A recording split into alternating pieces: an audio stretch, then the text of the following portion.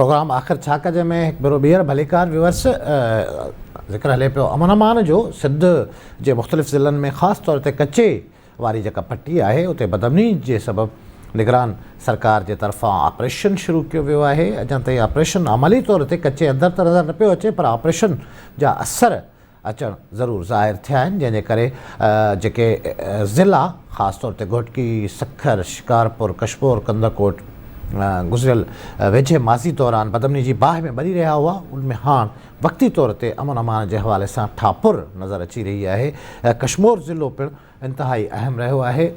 खोड़सारा सागर कुमार समेत मुग़वी रहिया आहिनि कशमोर में, जंहिंजी ताज़ो बाज़ियाबी थी आहे ऐं हींअर कुझु गिरफ़्तारियूं पिणु ऑपरेशन जे दौरान ख़ासि तौर ते कयूं वयूं आहिनि। 72 माण्हू ॿुधाया वञनि पिया जिनखे गिरफ़्तार करे उनजे ख़िलाफ़ु एफआईआरूं दाख़िल कयूं वयूं आहिनि। न वरी मूंसां गॾु टेलीफोन लाइन ते मौजूदु आहे कशमोर मां कंदकोट मां माज़रत सां आवाज़ न्यूज़ जो रिपोर्टर पीरबख्श भंगवार, उन सां ॻाल्हि ॿोल कंदासीं। पीरबख्श, हीअ जेको तव्हांजे ज़िले में ऑपरेशन हले पियो ऐं कुझु गिरफ़्तारियूं थियूं आहिनि, ॿुधायो वञे पियो त मज़ारी साहिब जे मुंशी जाड़े ख़ान खे बि गिरफ़्तार कयो वियो आहे, इन वारे सां छा मालूमात आहे? गाय साहब, ज़िले कशमोर कंदकोट जी माज़ी जी ॻाल्हि कंदासीं। जी तव्हां ॿुधायो आहे त जेके ज़िले कशमोर कंदकोट जे हिकु साल दौरान 100 खां वधीक जेको आहे माण्हू क़तल थी विया ऐं 400 खां वधीक माण्हू लोकल उहे हुया जेके अगवा थी विया ऐं जेके बाज़ियाब थिया आहिनि। ऐं ॻाल्हि कंदासीं गिरफ़्तारियुनि जी त बिल्कुलु जाड़ो ख़ान जेको सरदार सलीम जान मज़ारी जो मैनेजर बि आहे ऐं उनजो ख़ासि वेझो माण्हू बि आहे, उनखे जेको आहे त गुज़िरियल 3 ॾींहंनि खां अॻु में बडाणी पुलिस गिरफ़्तार करे हिकिड़ो क्लाशन सां शो करे छॾियो आहे। त मां सम्झां थो इहो हिकिड़ो इनखे जाड़े ख़ान खे क़ुर्बानी जो बकरो बणायो वियो आहे, जेको घरू वज़ीर ऐं कानून वारे वज़ीर पारां हिते कंदकोट में जॾहिं दौरो थियो त उन्हनि इहो ॻाल्हि कयो त हिते कंदकोट कशमोर में जेके सरदार आहिनि उहे ॾोहियारनि में मुलविस आहिनि, जेके अगवा करनि था उन्हनि में मुलविस आहिनि। ऐं कशमोर में जेका रैली निकिती सवनि जे तादाद में माण्हुनि जी, उनमें जदीद तरीन रॉकेट लॉन्चर, क्लाशनकोव, G3 ऐं जदीद जेको आहे हथियार हुया उहे साण हुया। उन्हनि जो इहो प्रेशर हुयो पुलिस जे मथां त उन्हनि तव्हां ही रैली उन रैली जी ॻाल्हि पिया कयो जंहिंमें मज़ारी साहिब पंहिंजे कबीले जे माण्हुनि समेत दावा कई त कच्चे में वञे पियो सागर कुमार जी बाज़ियाबी लाइ। उन रैलीअ में जेके जदीद हथियारनि जी नुमाइश थी, तव्हां उनजो हवालो पिया ॾियो पीरबख्श? बिल्कुलु गाय साहिब, उन रैली जो हवालो पिया ॾियूं, छो जो हिते 5 ॾींहं अॻु में 6 ॾींहं अॻु में हिते मिनिस्टर जॾहिं आयो हो पंहिंजो हर्ष साहब, त उन इहो बि ॻाल्हि कयो आहे त असां उनजे ख़िलाफ़ कानूनी कार्रवाई कंदासीं। उन्हनि सिर्फ़ जाड़े ख़ान खे जेको चयो 70 खां 75 साल जो उमिरि आहे, उन खे जेको आहे क्लाशन सां शो करे हिकिड़ो पंहिंजे मथां वज़न हल्को कयो आहे। ऐं बाक़ी जेको आहे त वॾेरनि जे मथां जंहिं क़दर ताईं जंहिं तरीक़े सां होम मिनिस्टर साहिबु ॻाल्हि करे थो उन तरीक़े जी का बि कार्रवाई न थी आई।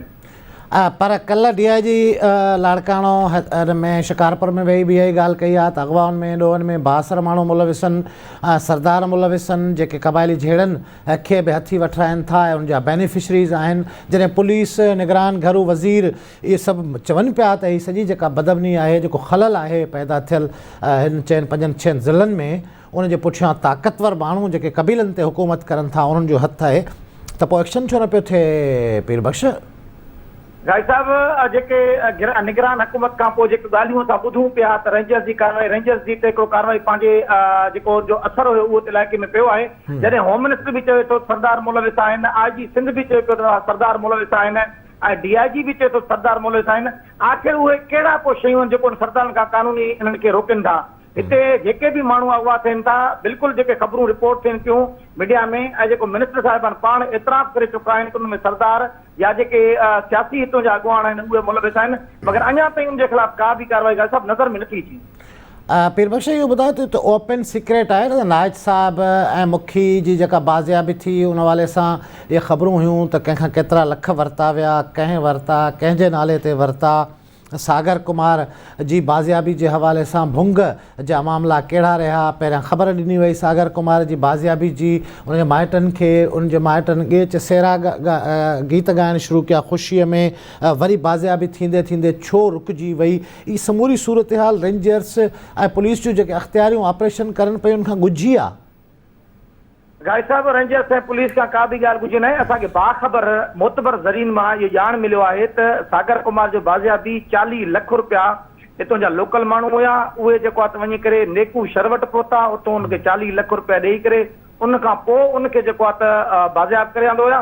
ऐं अॻु में जेका तव्हां ॻाल्हि कई जेको बाज़ियाब थींदे थींदे रहिजी वियो, त उनमें हिकिड़ो मुलविस हुयो रहीमन दश्ती, उहो पुलिस वटि पाण पेश थियो ऐं उन इहो वाज़े क्लियर लफ़्ज़नि में ॿुधायो आहे त पंहिंजे वीडियो बयान में त उनमें नवाब मज़ारी आहे उहो जेको आहे मुलविस हुयो। उनमें 6 मज़ारी हुया, 2 खोसा हुया, उन सहित आउं बि हुयुमि। उन जो असां हिनखे सागर कुमार खे खणी वियासीं। उन्हनि में इहो बाख़बर ज़रीन मां असांखे इहो मालूम थियो आहे त उनमें कुझु डीलिंग जूं शयूं हुयूं, उहे डील वारियूं ॻाल्हियूं मुकमिल न थियूं, उन जे करे जेको आहे त उहे बाज़ियाब जेको आहे उन ते न थी सघी आहे। ये समूरी शयूं जेको ओपन सीक्रेट आहे, जीअं तव्हां मिसाल ॾियो पिया हिकिड़े जवाबदार जो, जंहिं जवाबदार जी वीडियो वायरल थी, वो गाड़ी में कार में सवार हो ऐं उते उन वीडियो रिकॉर्ड कराई। उन ॿुधायो त आउं बि इन सागर कुमार जी अगवा में शामिल हुयोसीं, अगवा कयोसीं, हिते रखियोसीं, पोइ हिननि माण्हुनि जे हवाले कयोसीं। इन समूरी सूरत हाल में मजमूई तौर ते ऑपरेशन जे हवाले सां तव्हां कहिड़ो शेयर कंदव मालूमात पंहिंजे ॾिसंदड़नि सां? पीर बख़्श, ऑपरेशन जी छा सूरत हाल आहे कशमोर कंदकोट में, जेको मेन हार्ड एरिया रहियो आहे सॼी सिंध में क्राइम जे हवाले सां? उते हाणे छा पियो थिए, ऑपरेशन थींदे नज़र अचे पियो? गाज़ी साहब, जेके रेंजर्स ऐं पुलिस जो ॿियूं मीटिंगूं बि हलनि थियूं ऐं जेके टारगेटेड ऑपरेशन जेके असां चवंदासीं, जेके पके वारा इलाइक़ा आहिनि जिथे ताईं पुलिस जो या रेंजर्स जो गाॾियुनि जो पहुच आहे, उन्हनि जे घरनि ताईं उन जो APC चैन या गाॾियूं पहुचाइनि, उते ताईं जेको आहे 4 खां 5 उहे टारगेटेड ऑपरेशन थिया आहिनि। उन्हनि में वॾे तादाद में उन्हनि खे हथियार बि हथाया आहिनि ऐं ॾोयारी क़िस्म जा माण्हू बि हथाया आहिनि, मगर उन्हनि खे अञा ताईं शो न कयो वियो आहे। उन्हनि जो सीक्रेसी आहे, उनखे कीअं शो करनि था नथा करनि जो मर्ज़ी आहे। जेको टारगेटेड ऑपरेशन आहे उहो पके में हले थो। जेके कचे वारा इलाइक़ा आहिनि, उन कचे वारे इलाइक़े ख़ासि करे हितां जा माण्हू जेको खणी वञी करे उते कचे वारे इलाइक़े में रखनि था, उते ताईं न पुलिस जी रसाई आहे न वरी रेंजर्स पारां जेको उते उन इलाइक़नि में का कार्रवाई कई आहे। इन वक़्तु वजह कहिड़ी आहे पीर बख़्श? पाणी मौजूदु आहे कचे वारे इलाइक़े में या स्ट्रेटेजिकली जेके फोर्सिस ऑपरेशन करनि पियूं उन्हनि जो इहो प्लान आहे त हिते बाद में वञिबो? गाइड साहब, जेकॾहिं पाणी जी ॻाल्हि कंदासीं त हुकूमत जे साम्हूं पाणी त कुझु बि न आहे, उहो कहिड़ो बि तरीक़ो इस्तेमालु करनि त उते पहुची सघनि था। उन्हनि हिकिड़ो सीक्रेट प्लान रखियो आहे त सीक्रेट प्लान तहत असां जेको आहे त उते वञी करे उन इलाइक़नि में जीअं ऑपरेशन कयूं त असांखे उहे माण्हू हथु अचनि या उनजा जेके नंबर आहिनि उहे ट्रेसिंग ते रखियल आहिनि या ॿिया का उन्हनि जा को सीक्रेट शयूं आहिनि, उन्हनि जे करे जेको आहे असांखे बाख़बर ज़रिए मां इहो मालूम थियो आहे त उन्हनि खे टारगेटेड ऑपरेशन जे ज़रिए उन्हनि खे ख़तमु कंदासीं ऐं फर्दर जेको आहे त हिकिड़े जाइ ते को बि ऑपरेशन न कंदासीं ऐं मुख़्तलिफ़ जेके उन जा एरिया आहिनि, जीअं गढ़ीते वारो इलाइक़े में तेगानी गैंग आहे या सब्ज़ोई गैंग आहे या जागीरानी गैंग आहे या बंगवार गैंग आहे या शर गैंग आहे, त उन्हनि मां हिकु जेको आहे गैंग जे मथां असां जेको आहे टारगेटेड ऑपरेशन करे उनखे ख़तमु कंदासीं ऐं हिकिड़े ई जाइ ते जेको आहे कंहिं बि कचे वारे इलाइक़े में ऑपरेशन नथा करे सघनि। पीर बख़्श, इहो ॿुधायो त हींअर ताईं जी जेका कार्रवाई आहे रेंजर्स ऐं पुलिस जी गॾियल, उन कार्रवाई जे करे इहो रिज़ल्ट बहरहाल आयो आहे त जेके कचे में अंदरि ॾोहारी वेठल हुआ उहे प्रेशर में आया आहिनि ऐं उन्हनि इहो सोचणु शुरू कयो आहे त हाणे या त पेश पवणो पवंदो या गिरफ़्तार थींदासीं या मारिजी वेंदासीं। इन क़िस्म जी इन्वायरमेंट पैदा थी आहे। घोटकी में अॼु हिकिड़ो ॾोहारी पेश थियो आहे, काल्ह शिकारपुर में 3 ॾोहारी पेश थिया। कशमोर मां तव्हां वटि कहिड़ियूं ख़बरूं आहिनि त ॾोहारियुनि जा के वीडियो पैगाम के मैसेजिस इन हवाले सां अचनि पिया त हू पेश थियणु चाहिनि था? गाइड साहब, बिल्कुलु इलाही जेके माण्हू आहिनि उहे पुलिस जे ऑफिसरनि सां बि राब्ते में आहिनि ऐं जेके रेंजर्स जा सोर्सिस आहिनि उन्हनि सां बि राब्ते आहिनि।